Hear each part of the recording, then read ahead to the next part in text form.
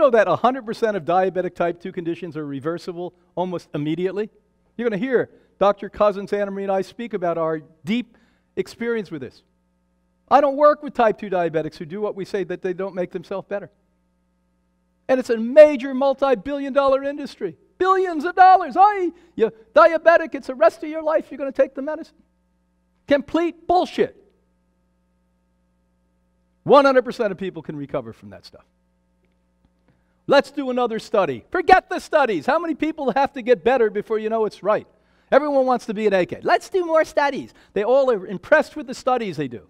When the heck are we going to get with it? It's like those of you who call yourself religious. You can recite ritual and rhetoric, but you don't apply it in your life. That's what science is like today. No different than religion. It's like a new religion. The religion of science. Oi, let's sit and do science. You end up with losing a limb from cooking food. As Anna Maria pointed out, the latest studies surprised us. We thought that the only reason you got blood sugar conditions from eating animals, and it is one of the reasons, the fat from the fish or the chicken or the red meat or the pork covered the cell. So the sugar couldn't go in and get burned up. Now we realize that actually the animal fat creates a spike in insulin, 30 to 50% higher than carbohydrates like bread and pasta and potatoes. Listen to that. So I never just stopped at bread, pasta, and potato. I would slap meat on the bread. So I'm lucky I didn't get diabetes, right? Resolution. Consume fresh organic plant fare, high sprouts, which can be a minimum of 75% of your vegan diet. Now, how do you eat 75% sprout? You never ate a sprout. You juice them. That's what we do. People say, oh, is it better to eat it or juice it? Well, shit, I can take 5 pounds of sprouts and juice them and drink the thing like that. As long as I drink it. Don't you think that's better than 5 ounces? How many of you know 5 ounces are not as good as 5 pounds? Raise your hand. Now, you can't juice it and let it sit all day because you had the right juicer. That doesn't work. That's baloney. That's baloney too.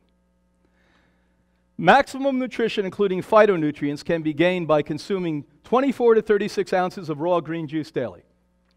If nothing else you learned from this conference that I'm giving today, please get a juicer, a proper juicer like the Norwalk or one of these juicers, and every single day take sprouts, and if you want to be a wussy, put more than just sprouts, cucumber, celery, leafy greens in it, and juice it. You're going to be transformed.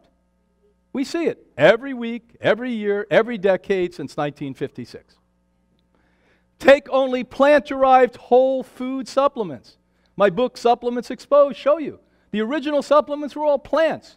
They ground them up. They put them into powders. People ate them. People got better. It reversed disease.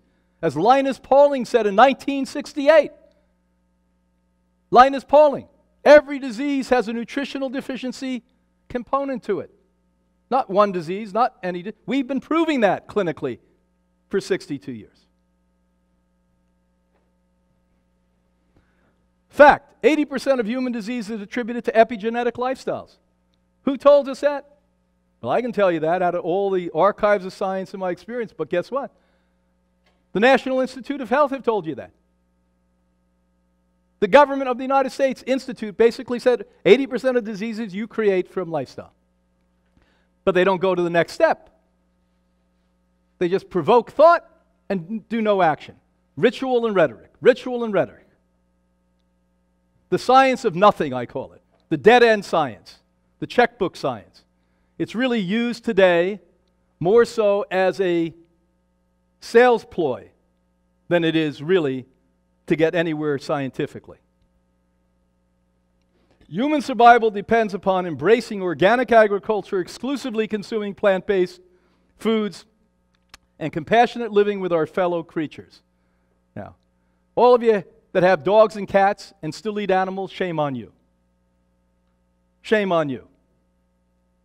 Why could you ever take that leap to the other side? Here you are kissing your dog. Some of you sleep in bed with your dog. You have cats all over the place. They have cat ladies. And you're out there eating chicken. Well, how many of you grew up, and I won't make you raise your hand, where you had raised animals and then you slaughtered them.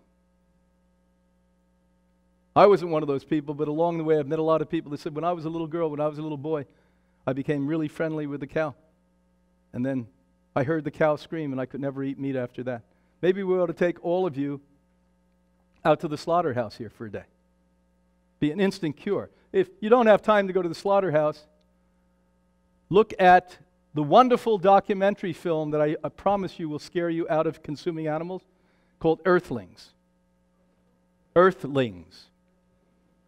So Anna Maria could only watch 20 minutes of it, and she cried. I cried several times and went back 3 times to watch it. But this was a wonderful Woody Harrelson who took his lots of money and snuck into slaughterhouses, including kosher slaughterhouses, by the way, and showed you what a fraud that is.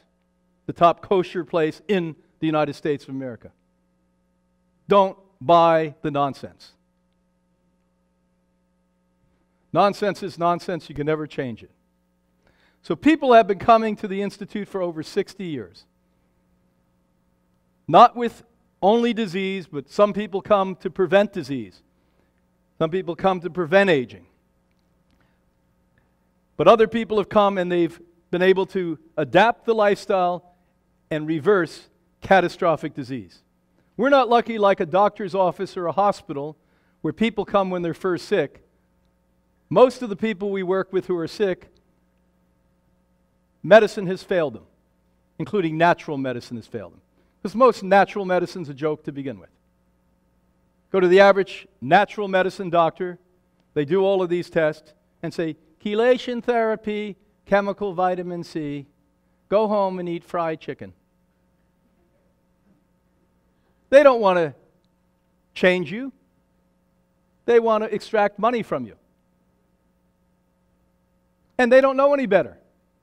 They don't know any better.